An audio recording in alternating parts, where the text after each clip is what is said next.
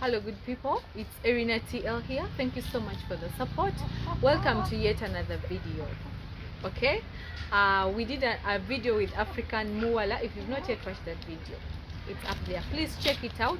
Subscribe to African Muala's channel. She has authentic village content. She's an authentic village girl, one with a good heart that deserves your subscription. Okay, so we did a video with her where we talked about different African traditions, and we asked you guys, in case you have any questions, please drop them in the description box below. I know some of you I reply you in the comment, but then some I have to make a special video to give you the details of what you've asked. So we have someone here. Wilfred Daniels asked a question. Erina, let me read the entire comment so that we can get the context of his words, of his question. Erina, thank you for this vlog. You are welcome, dear. You ladies are doing a great job. I see similarities in the disciplining within your culture and our homes in the Caribbean. So probably Wilfred Daniels is Caribbean. Things are changing rapidly now. However, things are changing rapidly now. However, I look at you two ladies and the question I want to ask. Apart from you having on your wedding bands, is there generally any traditional ways of dress perhaps that would identify a married woman from one who is not married? He's literally asking, is there a way women who are married, not this, because this is Western, more Western, okay, not entirely Western, because even ancient kings had rings and what, but generally in African cultures, cultures vary from tribe to tribe. Okay, for example, I'm going to start with where I come from. A married woman, you do not have a special attire to identify you as a married woman, but you have a special jewelry. Is it jewelry or jewel? That can identify you as a married woman. Okay, so in my culture, I think I'll be posting for you videos of my engagement, which is literally a marriage in our culture. Your husband gives you pearls, a necklace made of pearls, as a sign of you being his wife. So every time people see you with those pearls, it shows that you are married. But then these days, we are so modernized, we are so much, okay, the word is still modernized, that I feel uncomfortable walking around with the pearls, the beads, the pearls in my neck. So the wedding rings are comfortable. But then there are some religions that do not wear rings. How can you tell someone is married? It is their integrity. It is their fidelity to stand for them. Okay, you honoring what you have with the other person, the covenant you made to the other person, is what mostly can signify your marriage. Because even these rings are not enough, okay, but at least they do serve the purpose. So that the culture was telling you, mine of the beads is from Toro, but still a majority of women no longer wear those pearls to identify as married women. Most of us, we are comfortable with the rings, but then there are a few who still honor our culture and hold it in high regard, that they still wear the pearls. Now in central Uganda, in Buganda,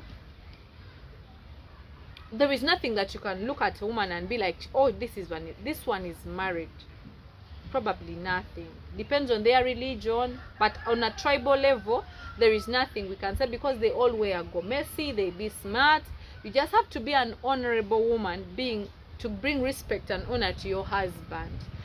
Back in Karamoja, I was told the women, when married, they will wear a lot of beads in their waist, because that is a gift a husband buys for a woman after marrying her. So they wear a lot of beads on top of their big skirts, the Karamojong skirts. They put on all those many beads, mainly in the waist. That's what I learned about the Karamojong women.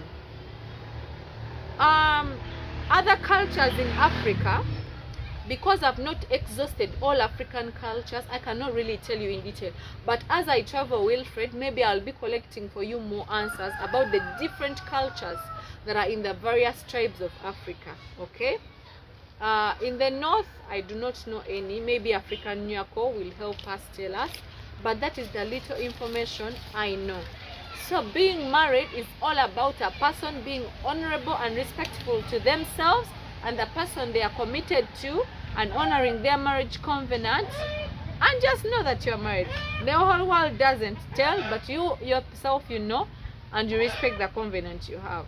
Yeah, the easiest way is a ring, but even rings are not enough. So it goes back to the fidelity of a person honoring your covenant.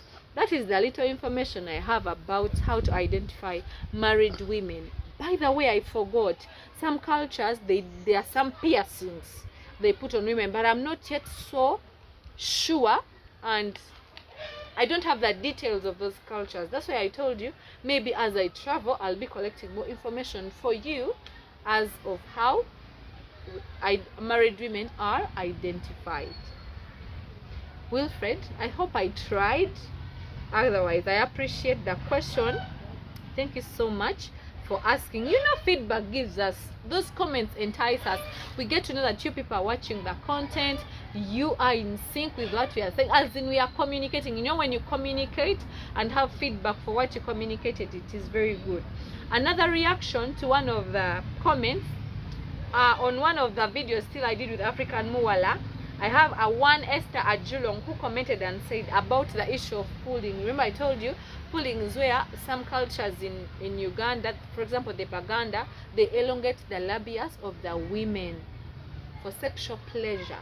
Okay, so Esther Ajulong sounds it as what? Ajulong sounds like a name of people from Eastern Uganda. She says, Erina, I'm Muteso actually, yeah.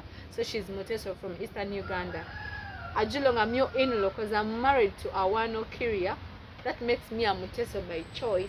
Okay, so Erina, I'm a Muteso, but my man asked me to pull. Is he a Muganda or a Muteso? I don't know. And if he's a Muteso, how did he know about the pulling?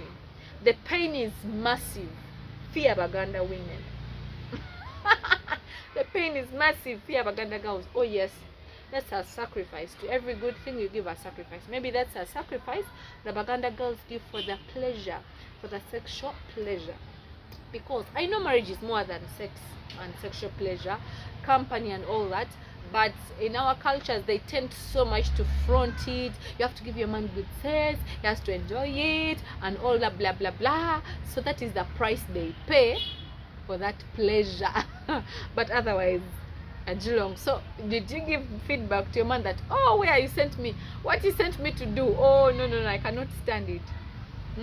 But thank you for sharing these experiences with us. We truly appreciate, and thank you for being so good to us. Please, if you've not yet subscribed to this channel, check it out and subscribe. And if you didn't watch those videos I've been reacting to, please go check them out, subscribe.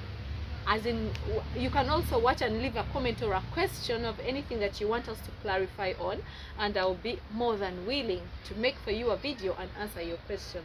Otherwise, thank you for your reactions and your comments and your support. I appreciate. And Esther,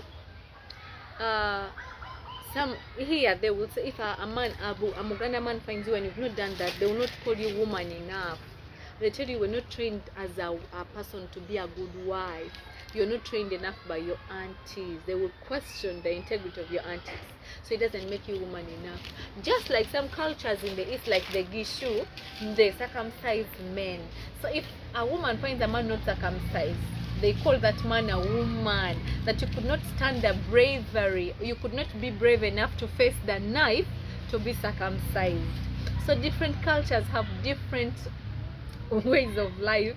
And imagine, there's some cultures that could do female genital mutilation. Imagine the pain. And I'm told once someone is mutilated, I've not done the research, that they cannot enjoy sex. They can't. And men used to do that. Those cultures were there mainly for tribes which were like nomads. They used to travel a lot, leave women behind or something like that. so they would not expect their women to go around in infidelity or sleep with other men. That's why they would do female genital mutilation. But that is not reason enough. You let someone exercise their self-control. That is through my lens. I'm not fighting any cultures, but I'm sharing life through my lens. Okay? Yeah. So, but be confident in your skin, that you're not going to prove to the entire world that, oh, I'm woman enough or I'm man enough, I've gone through this. Be yourself, enjoy your life, be healthy, only engage in healthy cultural practices. If it is not healthy, do not be part of it. And if it is against your faith, do not be part of it. Okay? Those are my views. I hope you get me right.